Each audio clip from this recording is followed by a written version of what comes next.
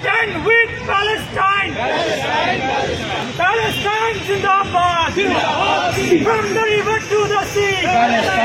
স্পষ্ট দেখতে পাচ্ছি এটা কোনো আত্মহত্যা নয়, এটা সম্পূর্ণ গণহত্যা। এটা সরাসরি সন্ত্রাসবাদ এবং স্পষ্ট গণহত্যা, এই বিষয়ে কোনো সন্দেহ নেই। গণহত্যা চলছে, হাজার হাজার মানুষ রয়েছে, আর আওয়াজ উঠছে বিভিন্ন মানবিক সংগঠন থেকে যে আজ মানবতা কোথায়। ইসরায়েলিরা যেভাবে ফিলিস্তিনি মানুষদের উপর নির্যাতন চালাচ্ছে, হসপিটাল থেকে শুরু করে কলেজ ক্যাম্পাস সমস্ত জায়গায় বোমা মেরে তারা যেভাবে পুরো গাজা শহরকে গুড়িয়ে দিয়েছে এবং বছরের পর বছর ধরে যেভাবে গোটা ফিলিস্তিনকে তারা দখল করে আছে, এই দখলদার থেকে পৃথিবীর মানুষ যেন তাদেরকে মুক্ত করতে সহযোগিতা করে। আমরা দেখতে পাচ্ছি যে শিশুদের উপরে যে অমানবিক অত্যাচার হচ্ছে, শিশুদেরকে যেভাবে অমানবিক ভাবে মার্ডার করা হচ্ছে, এটা সত্যিই মানবতা বিরোধী, মানবতা লঙ্ঘন, মানবতার আইন লঙ্ঘন। আমরা মানবাধিকার সমস্ত সংগঠনের কাছে দাবি রাখি যে তারাও যেন এই বিষয়ে কথা বলে।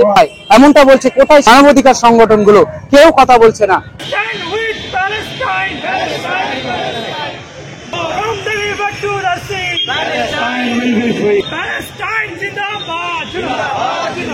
পবিত্র জুমার দিন, আর এই জুমার দিনেই দেখতে পাচ্ছি যে কলকাতা স্টেটমেন্ট হাউসের সামনে SIO student Islamic organization of India তারা কিন্তু যে প্যালেস্টাইনের যে নির্যাতিত তাদেরকে কিন্তু পাশে দাঁড়িয়ে এই মুহূর্তে দেখতে পাচ্ছি যে ইসরায়েলের গণহত্যার বিরুদ্ধে কিন্তু তারা প্রতিবাদ জানাচ্ছেন এবং আজকে কিন্তু ইয়ামুল কুদস অর্থাৎ কুদস দিবস তারা উদযাপন করছে। আমরা দেখাবো যে একদিকে দেখতে পাচ্ছি যে একেবারে আল আকসাকে যাতে প্রোটেক্ট করতে হবে, এমনটাই কিন্তু তারা আওয়াজ তুলছে যে আকসাকে বাঁচাতে হবে। এবং রমজান মাস চলছে, এই রমজান মাসে আমরা দেখতে পেয়েছি যে ইসরায়েলের যেভাবে গণহত্যা এবং যেভাবে মিসাইল ছাড়ছে তাদের উপরে, সেটা কিন্তু খুবই ন্যাক্কারজনক ঘটনা, এমনটাই কিন্তু বলছেন এসআইও। আমাদের সঙ্গে রয়েছেন ফিলিস্তিনিদের পক্ষে তাদের প্রতি সমবেদনা জানাতে আমরা আজকে এখানে একত্রিত হয়েছি।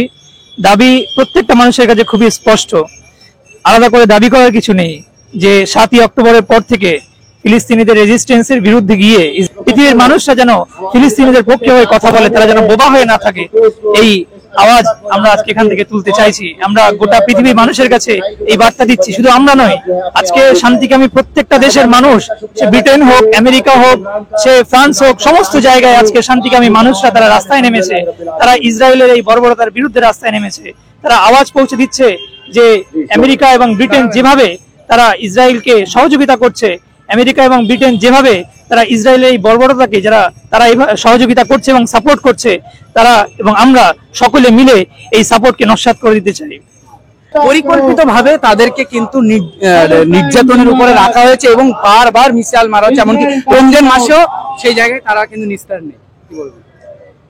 সত্যি এটা খুবই অমানবিক যে রমজান মাস, যে মাসে একটি পবিত্র মাস হিসেবে মুসলিমরা পালন করে থাকে এবং এই মাসে সাধারণত কোনো অনৈতিক কাজ সাধারণত ঘটে না, কিন্তু তারপরেও যেটা দেখা যাচ্ছে যে ফিলিস্তিনের বুকে 7ই অক্টোবর থেকে যে নির্মমতা চলছিল তার ধারাবাহিকতায় রমজান মাসও ছাড় পায়নি। এবং রমজান এবং যে মানবাধিকার সংগঠন বা রাষ্ট্রীয় যে আইন আছে, মানবাধিকার আইন আছে, সেই আইনের আওতায় ইসরায়েলের বিচার হোক। ইসরায়েলের এই যে মানবাধিকার বিরোধী যে সমস্ত কর্মকাণ্ড করছে তার একটি সুষ্ঠু বিচার হোক এবং প্যালেস্টাইন তার যথাযথ স্বাধীনতা পাক এবং এই ইনজাস্টিসের বিরুদ্ধে তারা জাস্টিস পাক, এই দাবি আমরা রাখছি।